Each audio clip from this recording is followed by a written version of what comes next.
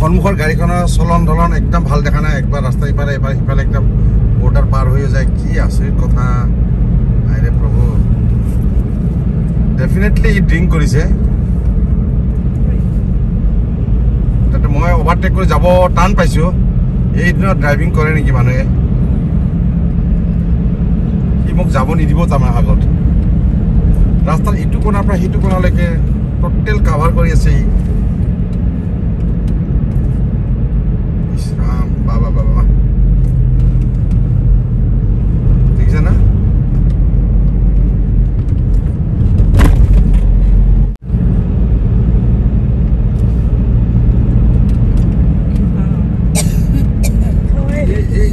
লগাইছিলে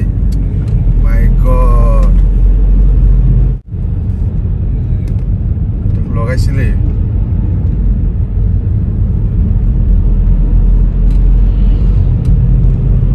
ৰাস্তাত নামি গ'ল যে কেইজনমান মানুহ চাগে ভয়তে নামি গ'ল নেকি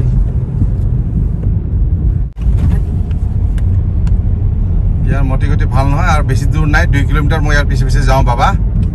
কাৰণ এই ছাইড দিবই নোৱাৰে মোক ছাইড দিলেই লগাই দিব ঢাং কৰি নহ'লে সি বাগৰি যাব মোক গতিকে মই বহুত শ্ল' কৰিছোঁ স্পীড চাওক 40ৰ তলত আছে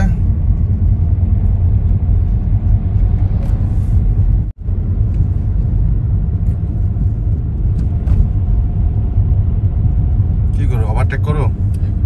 যাবই নিদিয়ে ই এবাৰ ইফালে গ'লে সি সিফালে বাবা বাবা ৰাস্তা এইটো কাষত গুচি গ'ল অ' মাই গড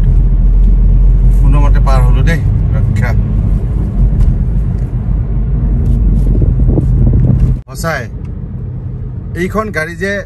গন্তব্যস্থল পাব তাৰ কোনো গেৰেণ্টি নাই ভগৱান নকৰক গোটেইখিনি ঠিকে থাকতে থাকক মোৰ সন্মুখতে এটা স্কৰ্পিঅ' লগত সি ক্ৰেছ হ'লে হয় ভাল কথা নহয় গতিকে মই সন্তৰ্পণে ওলাই গুচি আহিলোঁ এনেকুৱা হ'ব নালাগে মানুহ যদি নিজৰ লক্ষ্যস্থল পাব হয় তেতিয়াহ'লে অকল গাড়ীখন চলাব জানাটো ডাঙৰ কথা নহয় গাড়ীখনৰ কাৰণ এজন পাইলটৰ ওপৰত নিৰ্ভৰ কৰে গাড়ীখনৰ বাকী কেইজন মানুহ গাড়ীখনত ধুনীয়াকৈ বহি আহে তেওঁলোকৰ এটা বিশ্বাস থাকে যে পাইলটজনে ধুনীয়াকৈ চলাই যাব গন্তব্যস্থল পোৱাব কিন্তু পাইলটজন যদি অভাৰ ড্ৰিংক কৰে আৰু এই মুহূৰ্তততো জানো মই ৰাস্তাত চেকিঙো হৈ থাকে পুলিচে যদি ফাইন কৰি দিয়ে এটা মোটা অংক নিশ্চয় ভৰিব লাগিব গতিকে এনেকুৱা হ'ব নালাগে গতিকে তেওঁ খাই ঠিকে নামি পেলাই খাওক গাড়ী চলাব নালাগে আৰু তেওঁৰ লগতে 3-4জনৰ নিশ্চয় জীৱনলৈ হেতালি কৰিব নালাগে